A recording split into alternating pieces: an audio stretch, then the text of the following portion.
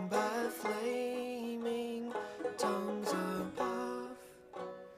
Praise the mount I'm fixed upon it, mount of thy unchanging love.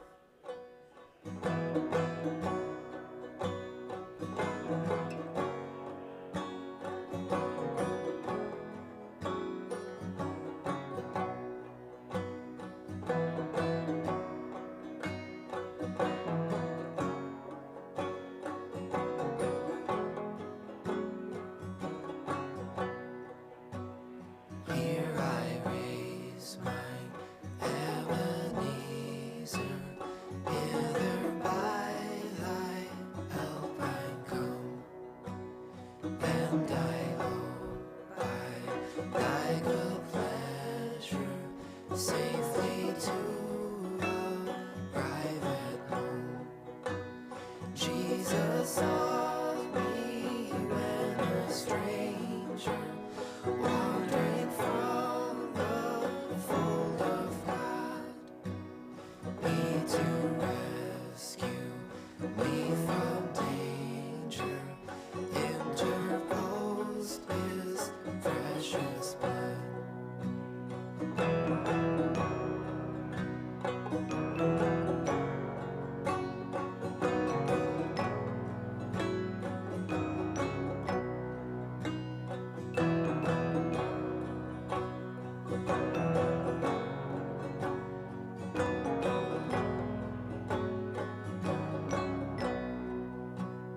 Oh, to grace, how great a debtor daily I'm constrained to be.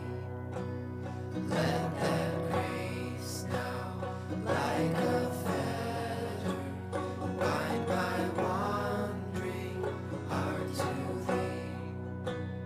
Prone to wander, Lord, I feel it. Prone to leave the God I love.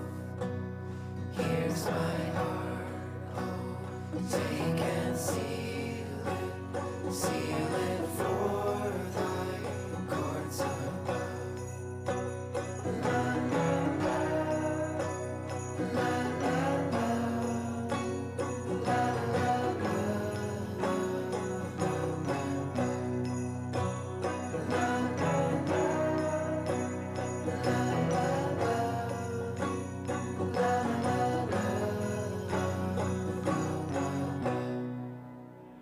Come thou fount of every blessing, tune my art to sing thy grace.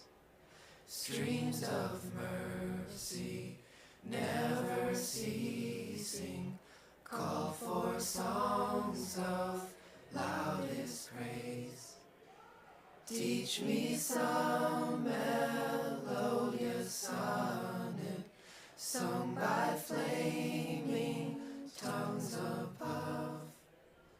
Praise the mount I'm fixed upon it, mount of thy unchanging love.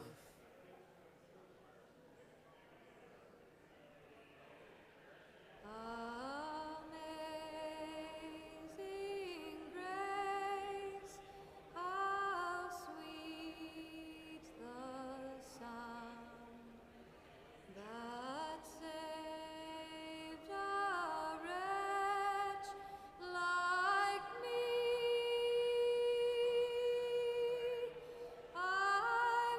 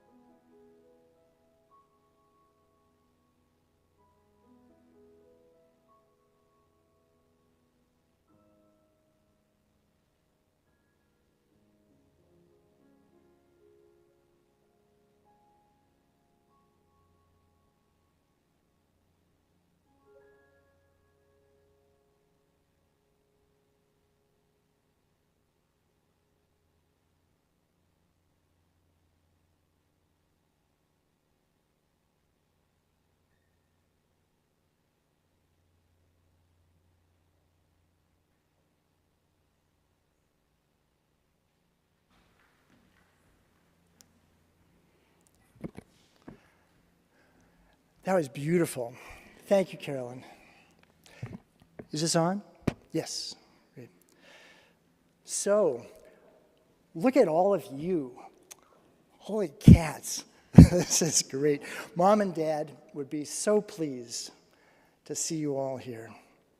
Thanks so much for coming, and welcome. A few details.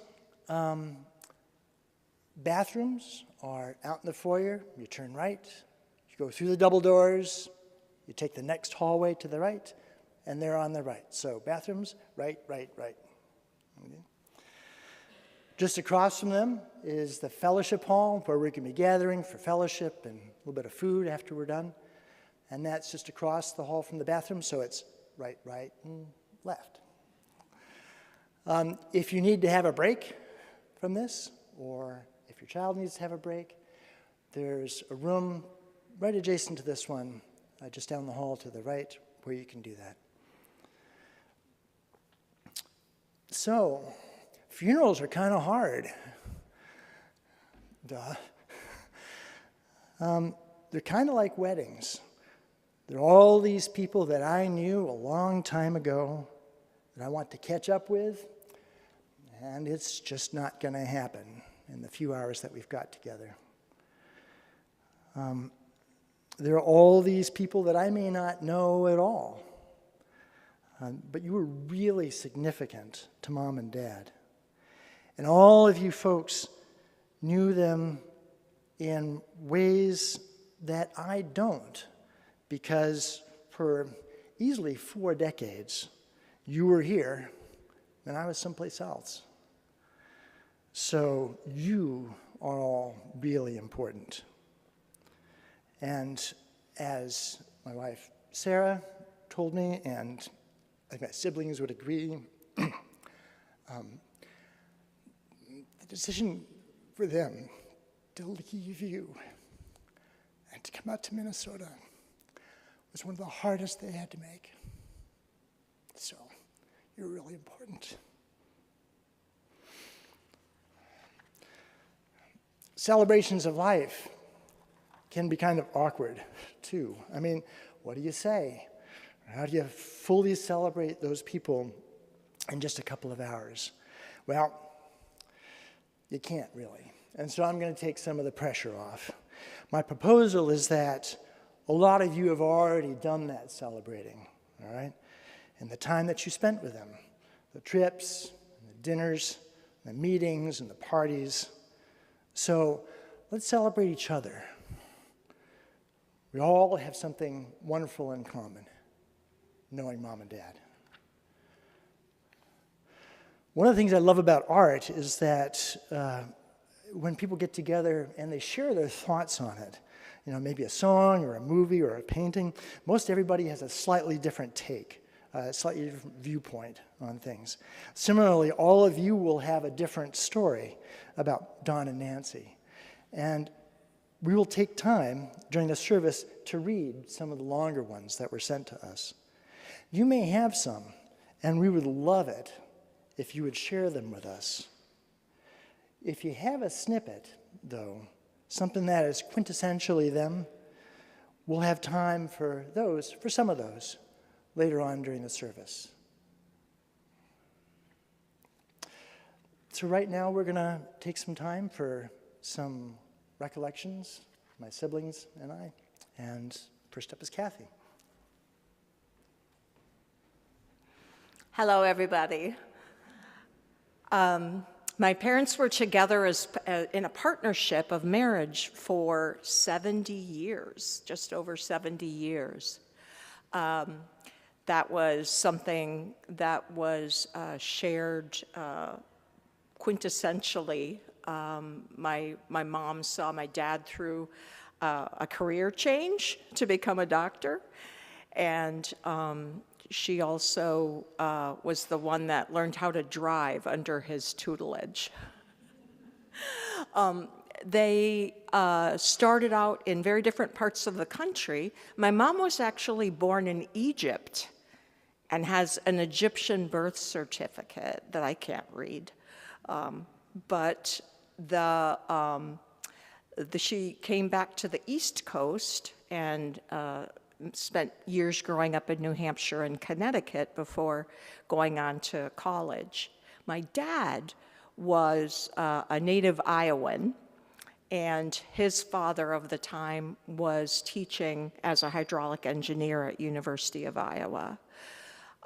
He lost his dad when he was 3 years old, and I know that incident was really formative in who he was and what he tried on in his time here, and his attitudes about fatherhood. Because as he admitted to one of my sibs, he felt like he didn't know what he was doing for the first 15 years of fatherhood. Right? Just know that throughout this service, you'll hear themes, but for me, the values that they taught me are integrity, peace, and equity in terms of not only your friends and your community, which is where you do your service, but also with people that you don't necessarily agree with. And my mom especially taught me that one. Keep listening and find out what you do have in common. Thank you.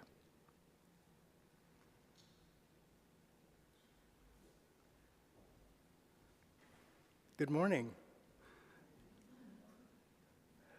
The values that Kathy referred to, that my parents embodied, were formed over years.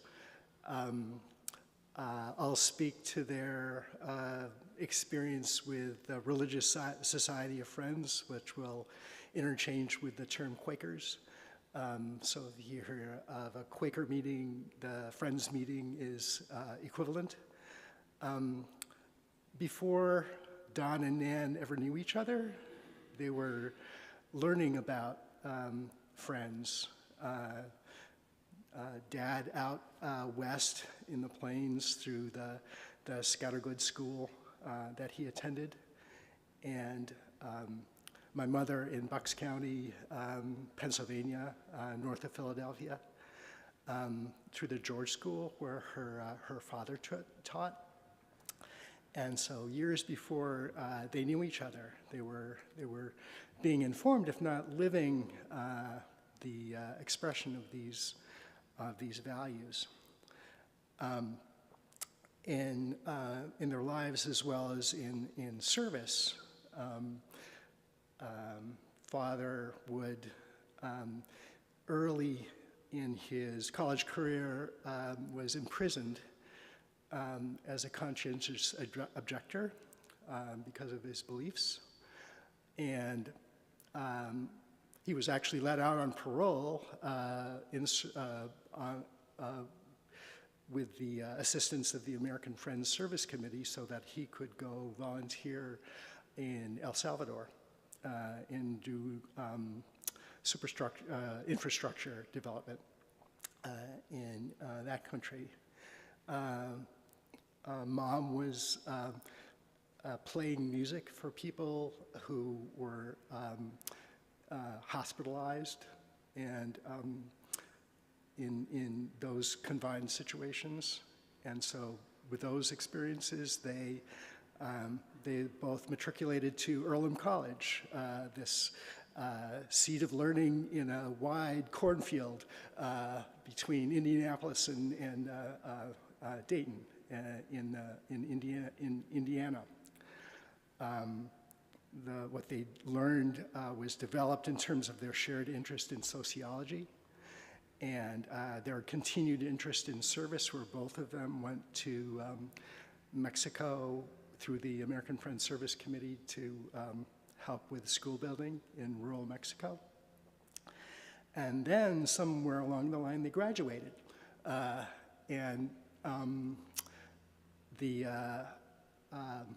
They engaged to be married at Middletown meeting near Langhorne, Pennsylvania.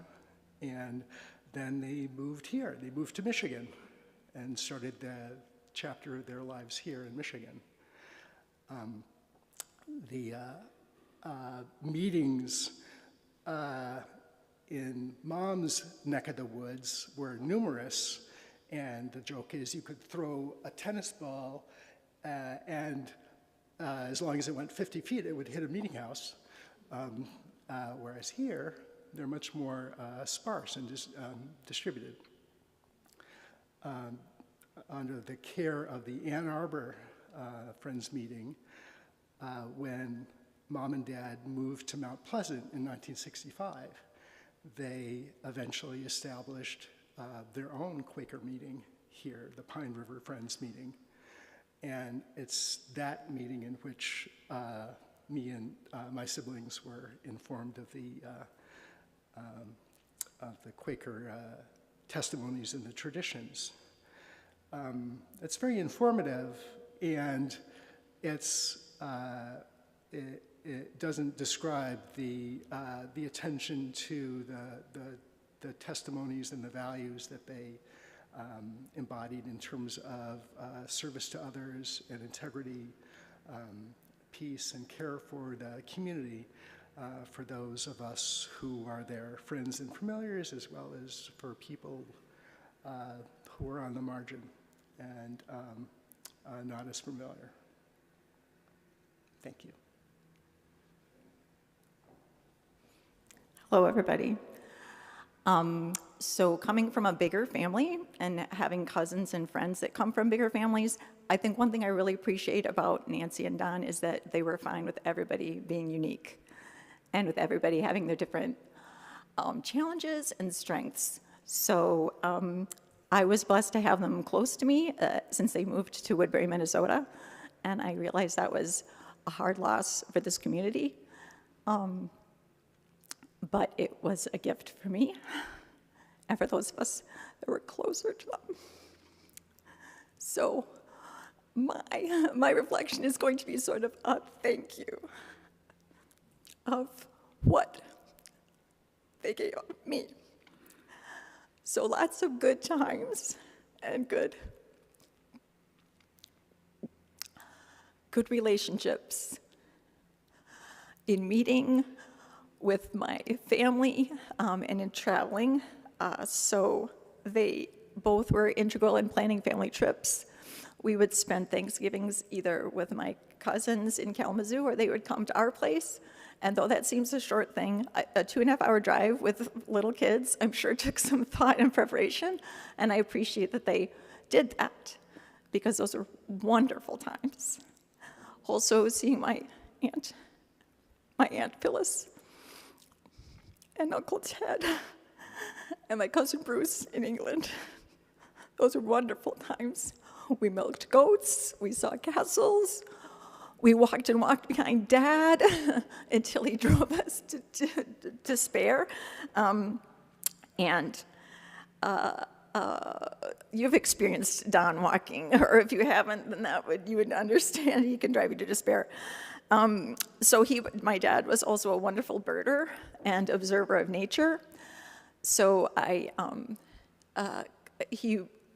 we would have leaf collections that we had to do, and mine was always above and beyond. And I know where the ginkgo trees are located on the CMU campus, but only because of him.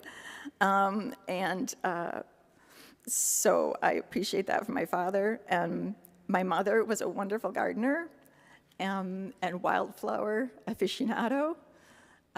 We had gardens full of chard and baseball bat-sized zucchini that we tried to gift on other people or drop off at the Mormon church and run away.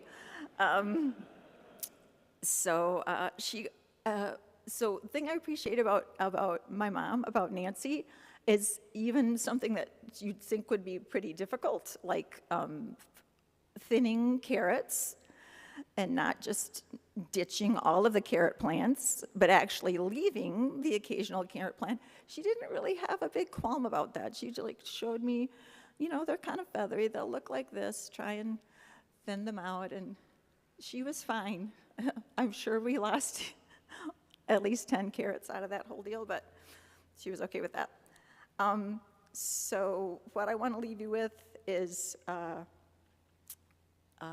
each of us and each of you has a special tie to Nancy or Don, or to them together. I want to grow their seeds of attention, appreciation, wonder, and service in my life.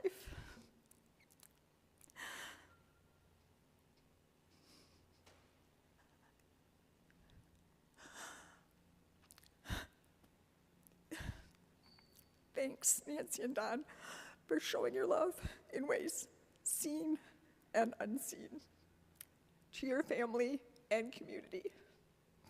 You are missed. You are remembered.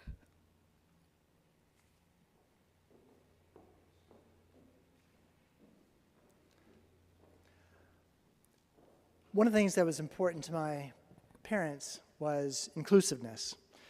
And I had a couple of events from my childhood that I think illustrate this. One was a kite making event, and I must have been about 10. And this was put on by one of the service organizations in town, the Lions or the Optimists or something like that. And for this event, the kid, me, would make a kite with an adult, and that was my dad. And so we would all get together, and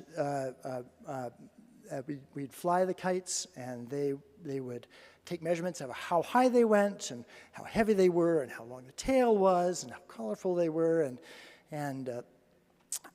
then at the end of the event, when we're all walking towards the car, they would hand out little ribbons. So they'd hand out ribbons for the largest, and they'd hand out ribbons for the smallest, and they hand out a ribbon for the most colorful, and they hand out the ribbons for the heaviest, and they hand out a ribbon for the most colorful, and then they'd the highest flyer, and the most pull, and the most colorful, and the longest, because he had a lot of kids there, right? Longest tail and the most colorful. Dad was so pleased when I got an award for the most colorful kite. The second one has to do with Mom.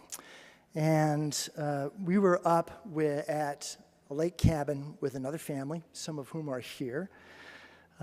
There was our combined families, 8 kids in all. And we had swam, and we had walked, and we'd eaten lunch, and we had collected stones. And we were in that delicate and dangerous state of being simultaneously bored. And the 2 moms got together, and they said, we're going to have a cabin Olympics. And this is one event with multiple variations. We would run down the steps, we would crest the lakeside dune, and launch ourselves into the air. And the events were for the longest jump, and the silliest jump, and the shortest jump. You'll be surprised to learn that each of us bested all the other competition and got a paper award to treasure for the next couple days or so. Now, there are places in my life where truth with a capital T was important. And it was clear to me what was going on. And part of me chafed at not getting a second ribbon for an event that I had clearly won. But I now know that in this world, one of the greatest things you can give to someone else, child or adult, is attention, recognition, love, and a sense that they have a place, they're valued, and are noticed. And that's something my folks did.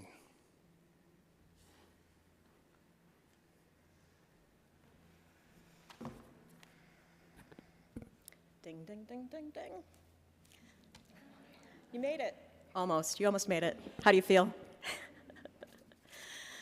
Oh, I want to say that I remember with gratitude our parents' love of nature and natural spaces, their efforts to care for the natural world, their awe for it, the way they would take a beat and stop and observe the beauty of what was there in front of them, their efforts to expose us to it and to show us by example how to respect it.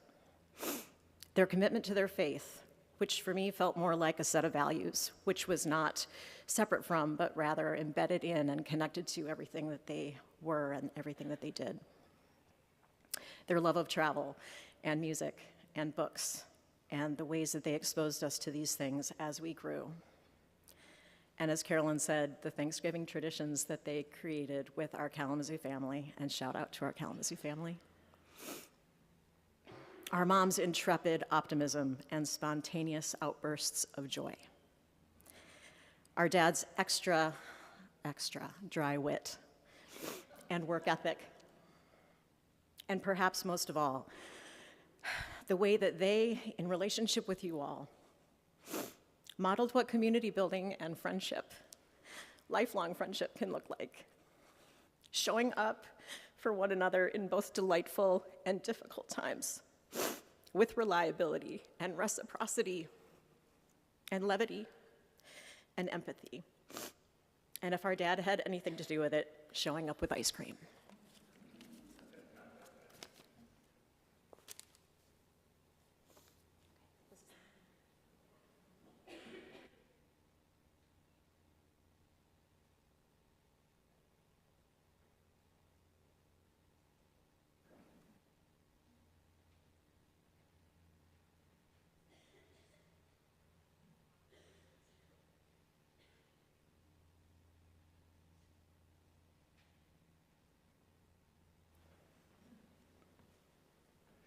So next we're going to sing a favorite hymn of Mom and Dad's, How Can I Keep From Singing?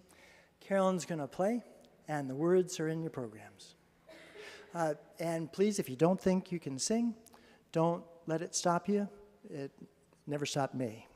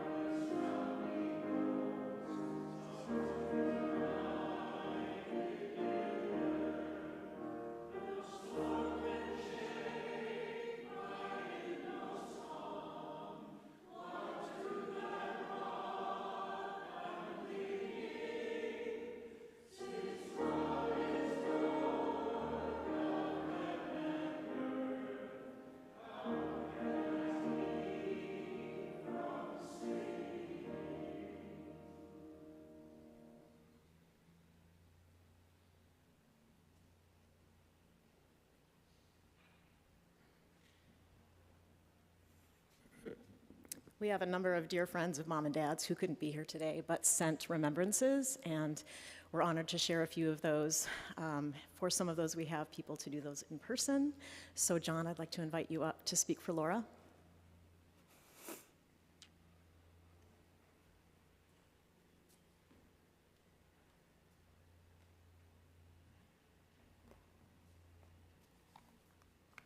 Good afternoon. What a beautiful day for two beautiful people, right?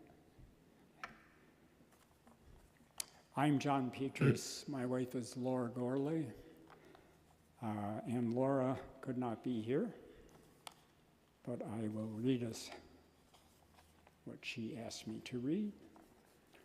I'm so sorry not to be here with all of you today at this gathering to remember Nancy and Don. I am currently in Scotland. If I could be anywhere in the world, other than with this group gathered here today, it would be Scotland, and I think Nancy and Don would agree. John and I visited Scotland years ago and spent time at Findhorn upon the recommendation of Don and Nancy. It is a magical place that will never be forgotten. At Pine River Friends, I befriended Don. Don and Nancy modeled Quaker faith and practice by the ways in which they humbly lived their lives. I count myself as lucky that my introduction to Quaker ways of knowing were provided by these wise elders. Many times, Don would share about the power of love as his eyes filled with tears, and it was so clear that his spirit was moved. Consequently, ours were also moved as recipients of his messages. Nancy challenged us on many occasions with messages about the power of possibilities. I continue to remember these teachings. As a part of Nancy's work on the local school board, she lobbied for and actualized the Martin Luther King Jr. Peacemaking Awards for our local school district. Each year for the past 35 years, recognized students, K through 12, are honored at a ceremony for their peacemaking actions in their schools.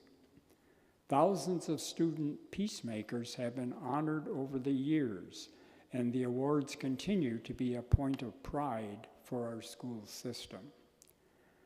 Don was tireless in his commitment to the Friends of the Library that he helped to form.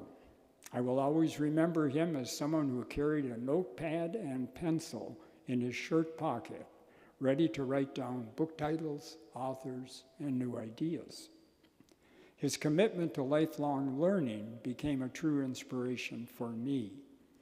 I remember Don sharing with me that he had formed a men's group, which met regularly to share their experiences, joys, and sorrows. When Nancy became an ancestor in October, I felt a stirring in my body.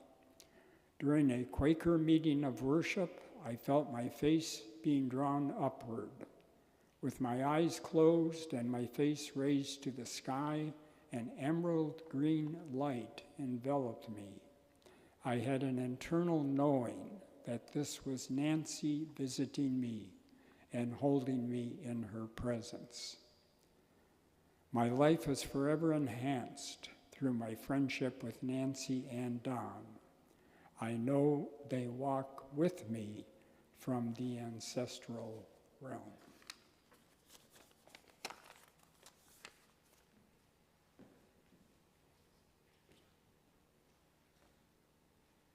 Thank you, John. We're also really happy to have what we call our Northport Cabin family, part of them, with us, John and Phil Soniga. Bill, can I ask you to come up and share remembrances from their mom, Betty?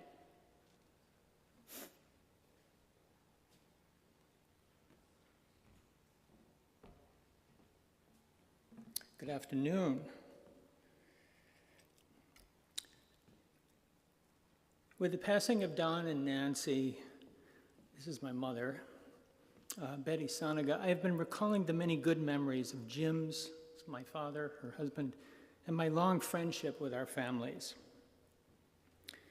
Don and Jim met in a science class at University of Michigan in 1955. They became friends as they were both older students, returning to take science classes after both obtaining Master of Arts degrees in other fields. Both intended on applying to medical school. As young married couples, our friendship soon extended to Friday nights, with the four of us making pizza and playing bridge in the basement of the Methodist Church in Ann Arbor, where Don and Nancy lived. Nancy and I tried many experiments with a crust recipe from the 1950s Betty Crocker cookbook. Don, an excellent bridge player, taught us all new aspects of the game. After 4 semesters of science courses, both men were admitted to University of Michigan Medical School in the fall of 1956. I graduated from nursing school in June of 1956, and Nancy continued working with new church programs.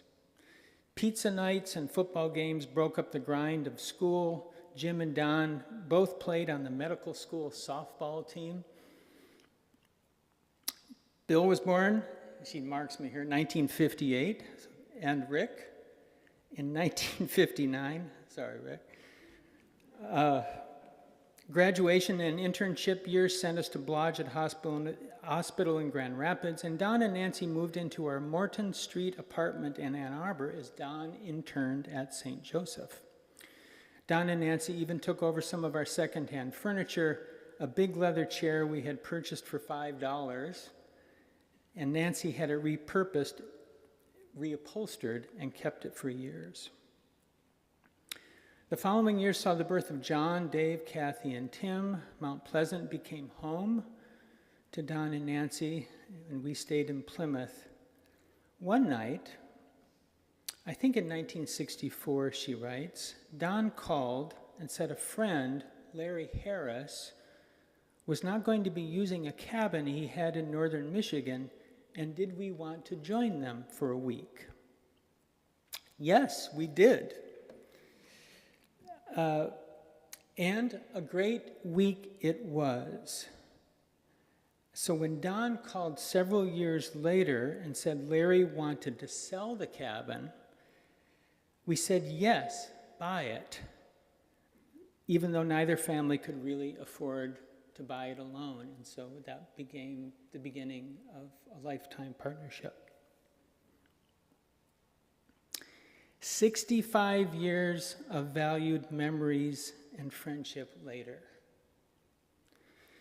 We didn't dream in 1964 of leaving a future legacy for our families.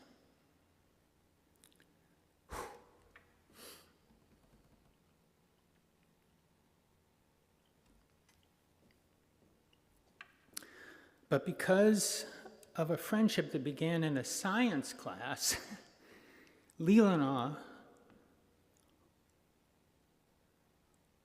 up north, you all know what up north is in Michigan, right? And the Nagasana, a name that conflates both of our names affectionately, call the cabin now, will continue to have special places in the lives of the Nagler and Soniga families.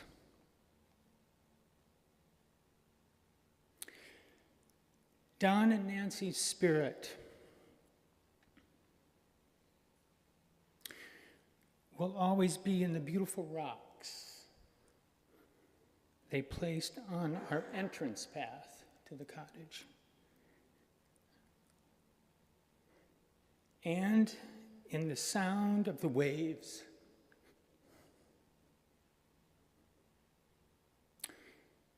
And the sun in the dunes on a Lake Michigan afternoon. I can tell a lot of stories about my personal relationships with Don and Nancy, but my mom captures the gift that they have given both of our families, and we're really grateful to them for that.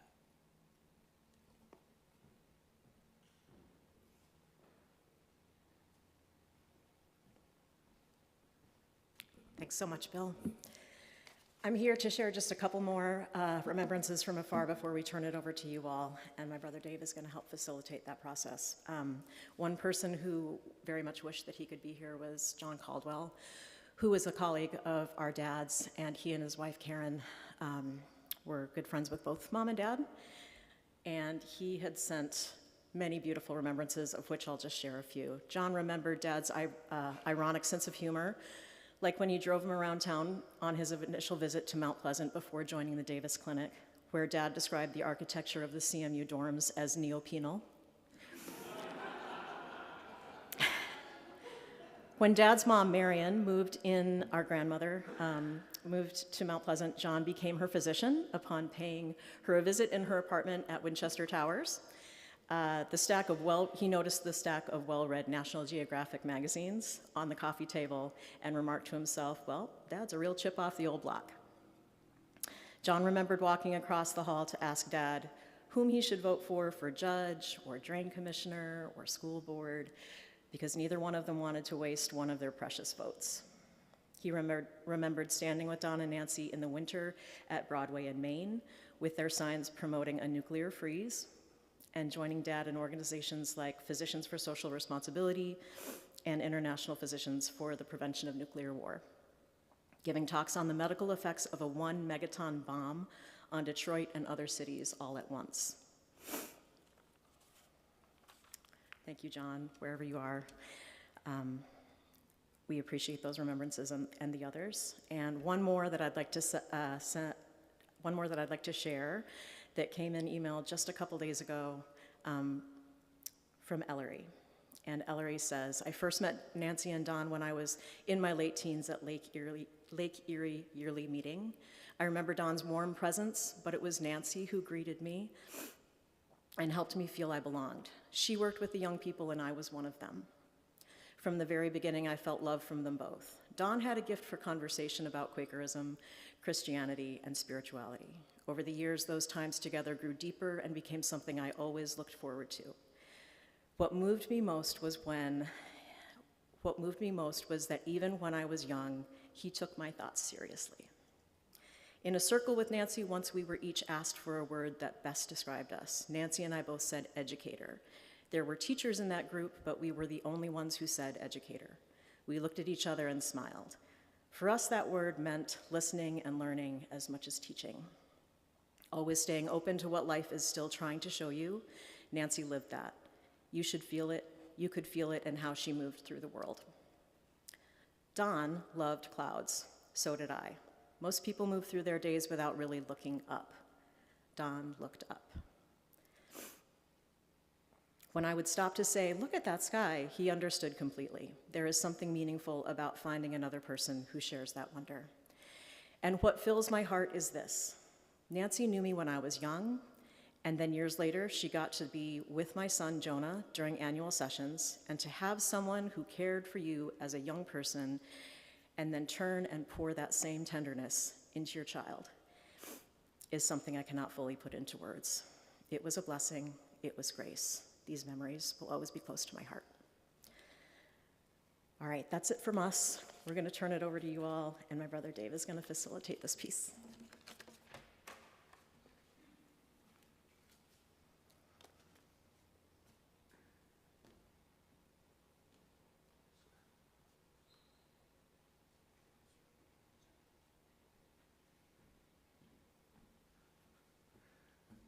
Next, do people need to stretch? There we go. So it's the audience participation part of our memorial here. And in a manner familiar to those who have been to a Friends meeting, you're not required to say anything. The silence that followed Carolyn's piano pieces is a welcome but active part of the experience. And if you feel moved to share an experience of either my mother Nancy or Father Don with us, please feel free to raise your hand. We have some lovely assistants who will help you not have to address the whole room with the power of your voice. And following each of our sharings, if we welcome that pause and silence that follows before the next one. So many experiences. I'd like to take the initiative to invite one person to start with us. Dave? Yeah. Actually, Barb Shepard is going to be the first person. Barb Shepard usually will be sharing with you first. Dr. Shepard usually worked with Dad at the Davis Clinic, and Barb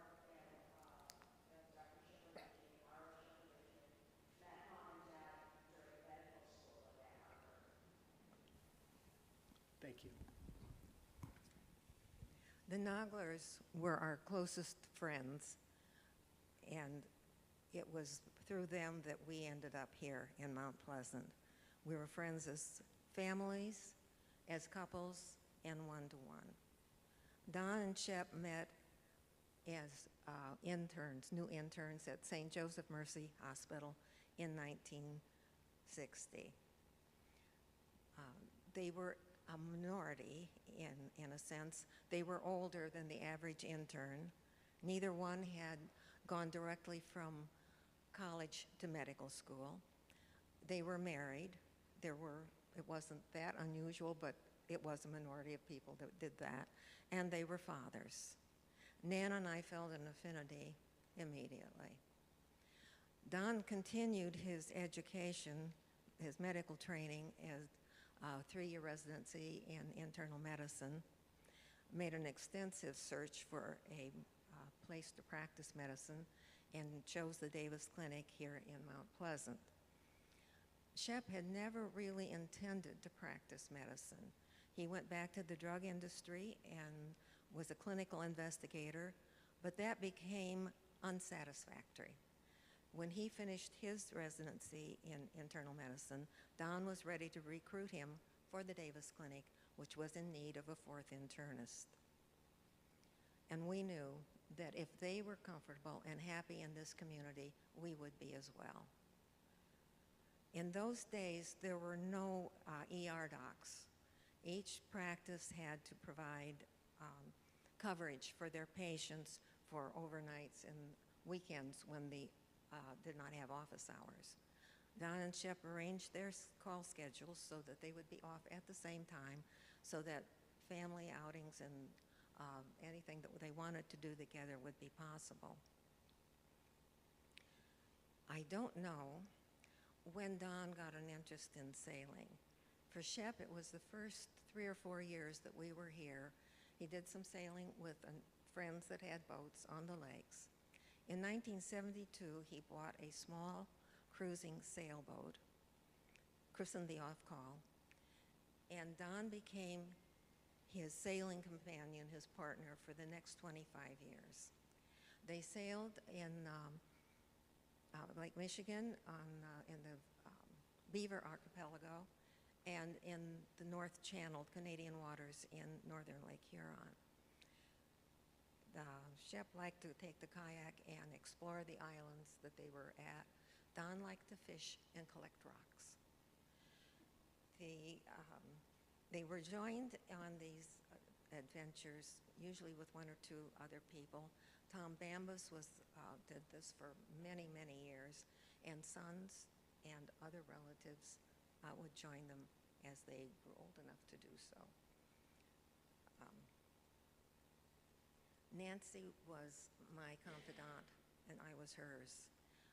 Who else understood the stresses and frustrations of our lives? Husbands with demanding professions, irregular hours, and a house full of active children.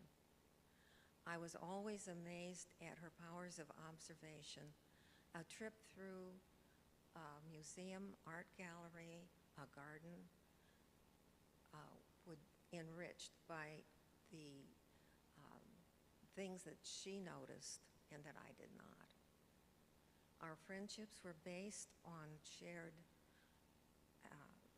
values and interest. Books, reading, books, the outdoors, nature, in woods or on water, the curiosity about the world, travel, and gardening, the importance of family, the importance of education, and the belief that you should leave the world better than you found it.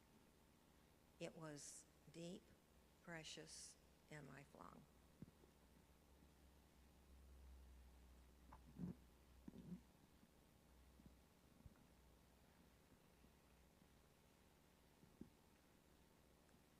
Test. Is this on? I think you could probably hear me without this. No, we can't.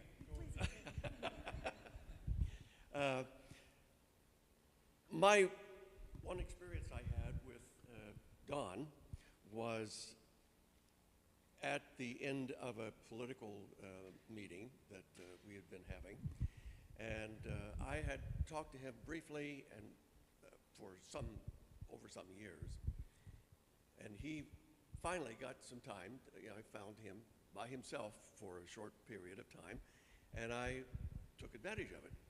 So I was asking where he came from, that sort of thing, and then he reversed it back on me. Where did I come from?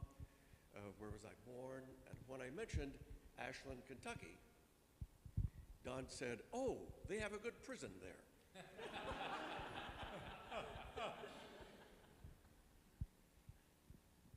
My response was, "Oh?"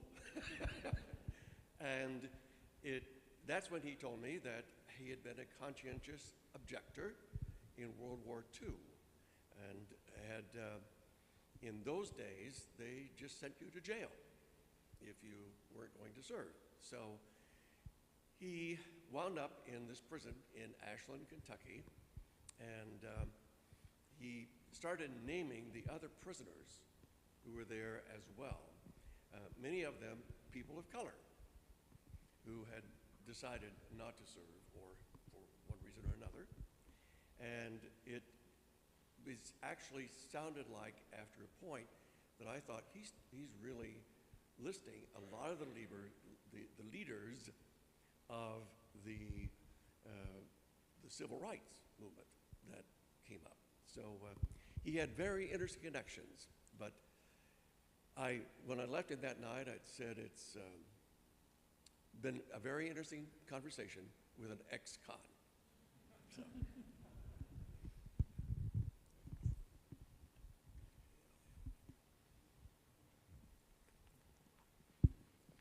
Hi, I'm John, and Laura's in Scotland, and my wife's in Ireland. She wanted me to communicate her appreciation of Nancy and Dan, the meetings at their house, their gentle kindness, and letting Traveler come too. We had a white shepherd that she'd let come in. And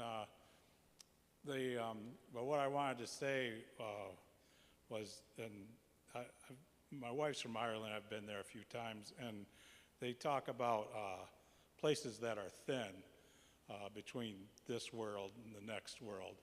And, at the end of the meetings, Nancy would often share something about nature and a flower coming up, or, Don might talk about a bird he saw, and it was always, endearing.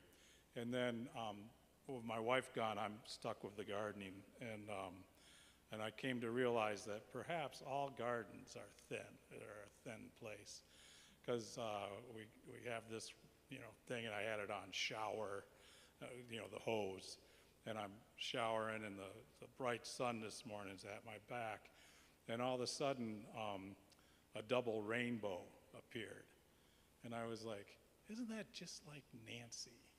It's like, this is like this, and when John shared about Laura feeling the presence of Nancy, I had that feeling this morning, and I shared it with Sandy, and she said I had to share it to you all. So, mission accomplished.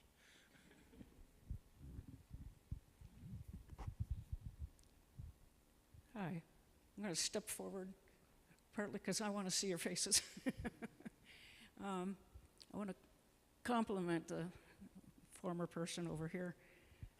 One of Don's cellmates was Bayard Rustin, who actually was the organizer for the March in Washington for Civil Rights. Amazing. And anyway, I had a couple interesting things happen. Many years I've been connected a bit with the Quakers. I've never become a formal Quaker, but I've actually babysat a lot for many kids of people who are here and people who are kids grown up here. So I'm glad to see some faces I had to figure out how to recognize. Maybe them for me too, because I was an undergraduate and a graduate at CU. And And one day at Quaker meeting, at more in the later days here, Nancy, after the meeting, we have share time, and she just like, whatever, I don't know what to call it. She was just not breathing, and Don, I mean, we were all shocked. Well, what to do, I guess. But Don looked more shocked than anybody, and I can believe that because he's a loved one. He's not just a doctor, but he is a doctor. So I was like kind of waiting on him, and I thought, this is not going well. And because I've seen and read things about people and, in between life and death, I leaned over to her ear and said, Nancy, come back. Nancy, come back. And she did. And I'm glad you all get to have more time with her, including Don and she for many years now. But one of the other things I'd like to share is being in a protest demonstration up at Wurtsmith Air Force Base, where you can cross over the line the first time and get a ban and bar letter, bad, bad, bad, and next time you might be going to jail, going to court. So I thought, I'm going to do this one time, and it was the best time. We had a conference over the weekend from Friday night till Monday morning. Daniel Berrigan was there, and then we all got on buses and went up to the Air Force Base, did our thing, and we didn't know eventually we're being taken to the racquetball court, and we didn't know where the men were, and they didn't know where we were. And Nancy came over and said, well, let's sing something. So we started singing If I Had a Hammer. So I'm going to ask you just to share a little of the end of that song. Well, I've got a hammer, and I've got a bell, and I've got a song to sing all over this land. It's the hammer of justice. It's the bell of freedom. It's a song about love between my brothers and my sisters all over this land. Thank you, Pete Seeger. So when we started singing that, we all of a sudden realized in the midst of it, we were hearing the men's voices next door. Now we knew where each other were. And funny, the people on the base aren't supposed to be speeching with the opposite parties, but one of the women officers came up to Nancy and went, I liked the music.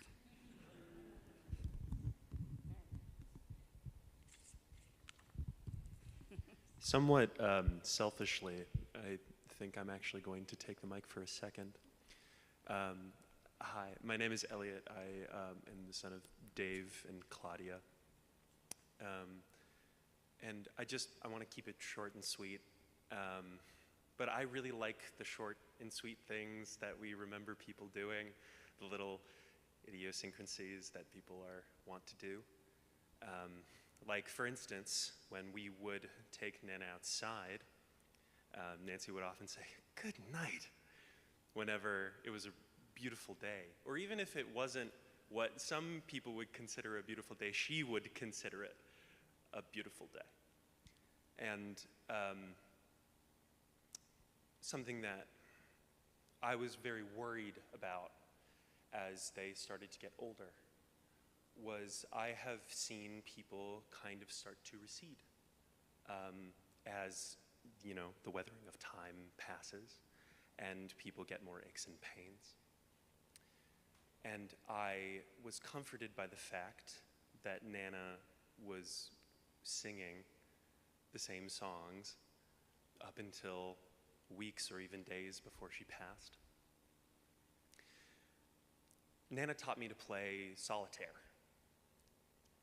And the last time I got to see her, I saw her playing a game of solitaire with herself.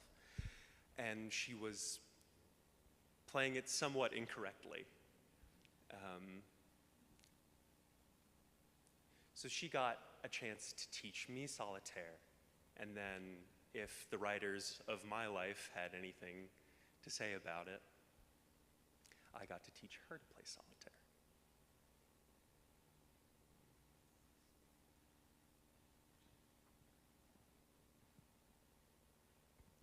Thank you so much, friends. We do encourage everyone to share remembrances. We will have cards out there if you'd like to share something in writing before you leave. Please approach any of your the family members that are in the front row here and let us know a quintessential kind of remembrance. I'm looking at each of you and know that each of you have those special memories of Don and Nancy. But at this point, in terms of time, I'm wondering if there's one or two more people that would wish to share. Thank you. I'm Mark. I'm a Shepherdigian, and my brother and sisters and I, we've never not known the Naglers, and I don't have a cavalcade of memories, but they're not Don and Nancy either. Dr. and Mrs. Nagler, they always have been, and I'm a little boy. They lived as they meant to. What they did lined up with what they said. How unusual. And that has meant a lot to me. That has been an example for me. Life is a concert for which we get no rehearsal. From the opening curtain until the final curtain falls, and their duet was magnificent. And I am a better man for having all the time we spent with them, and I'm delighted to participate in the ovation.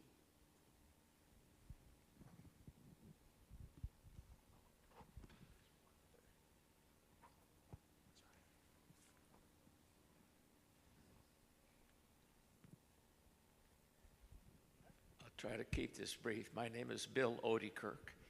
In 1972, when Dr. Scott was selling his home, we were fortunate enough to acquire that home. And my neighbor was Don. And he came over to introduce himself, as he always did.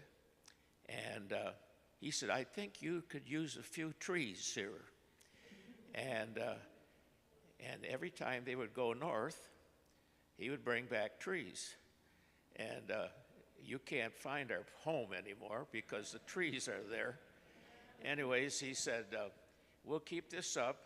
And lo and behold, we came a unique relationship along with that. Besides being a great neighbor, he became my doctor.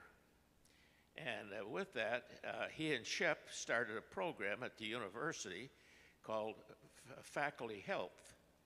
And they decided to recruit me as one of their first patients in that program. And so I did, and the first meeting was at the hospital, and they had a great big tank of, ice cold water. I didn't know I was volunteering for that. But when we get out of there, then we go back, and Don says, "Well, you know, you're my neighbor and we're friends." But he started putting on these plastic gloves. And he said, "Now, would you mind bending over?" And I said, "Are we friends?" He said, "Well, if you plant some more trees, we'll be friends." And I've been planting trees ever since. And every time I do, I thank the Nagler family. You guys were fantastic neighbors and the most spoiled kids I've ever met in my life.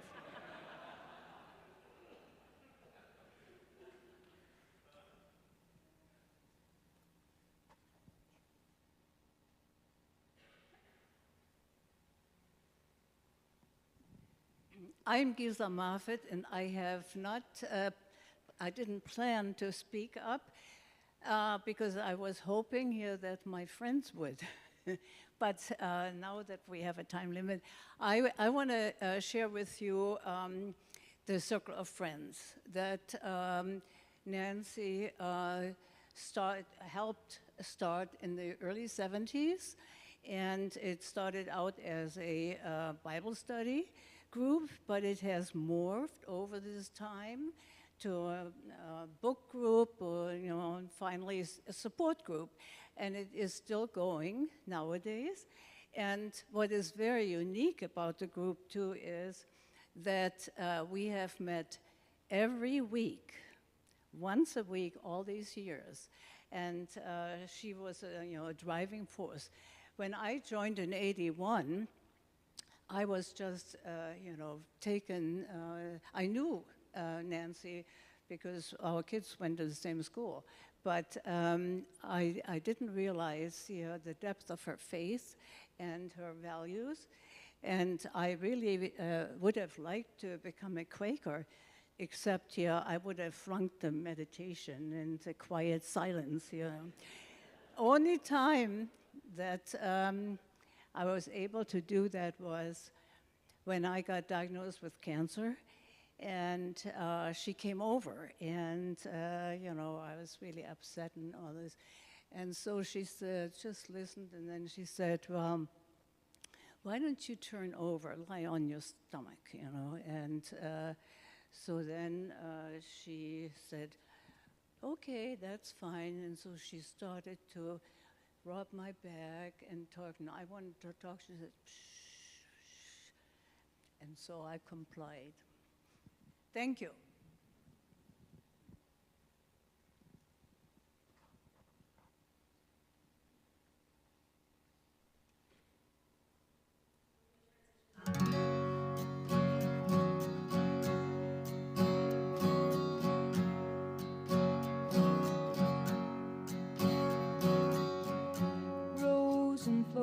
Of angel hair and ice cream castles in the air and feather canyons everywhere. I've looked at clouds that way, but now they only block the sun. They rain and snow on everyone. So many I would have done, but clouds got in my way. I've looked at clouds from both sides now, from up and down, and still somehow it's cloud illusions. I recall, I really don't know clouds.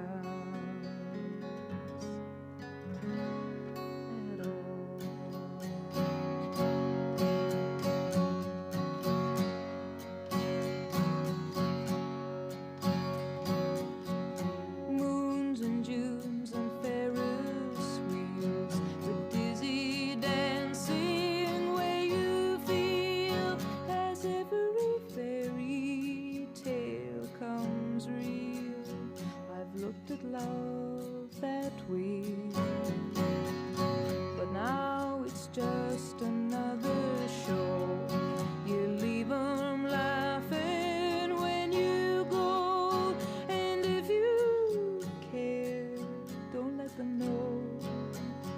Don't give yourself away. I've looked at love from both sides now, from give and take, and still somehow it's love's illusions. I recall, I really don't know love at all.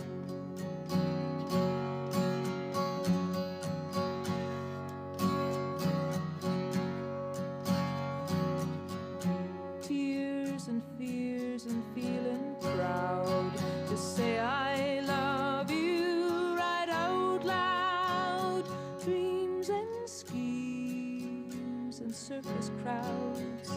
I've looked at life that way, but now old friends are acting strange. They shake their heads, they say I've changed. Well, something's lost, but something's gained in living every day.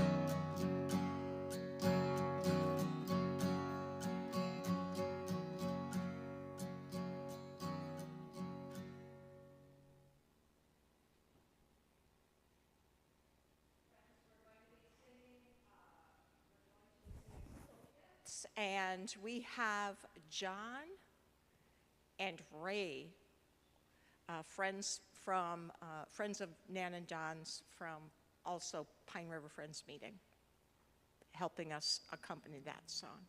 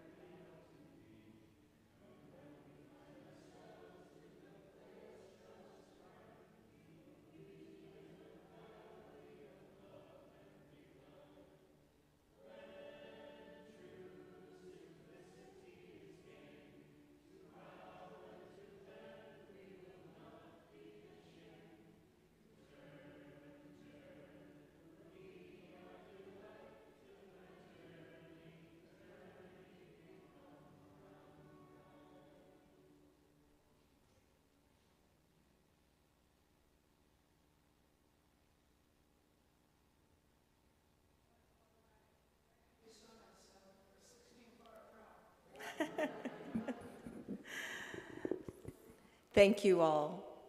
Every one of you here, your remembrances and your special ties with my parents are celebrated and held very dear. And at this time, I'm closing this memorial service, but I want you to know that we'll be sharing some Quaker silence.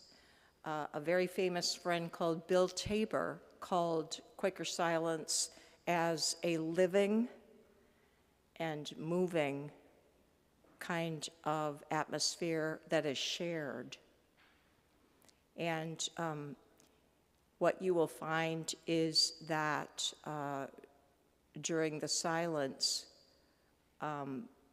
you can listen to your breath, and you will also be very, very aware of everybody here, as well as my parents who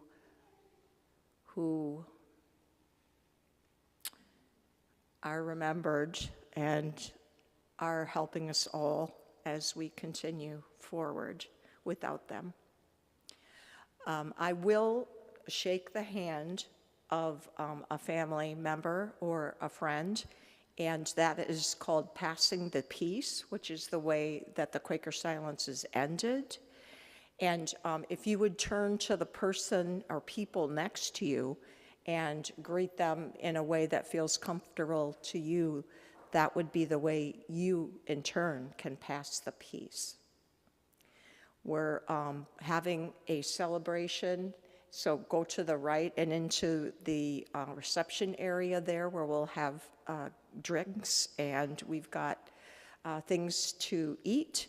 And please, as I said, continue to give us or write down the remembrances that you would like us to keep and put into some kind of living online volume about John and Nancy. Thank you.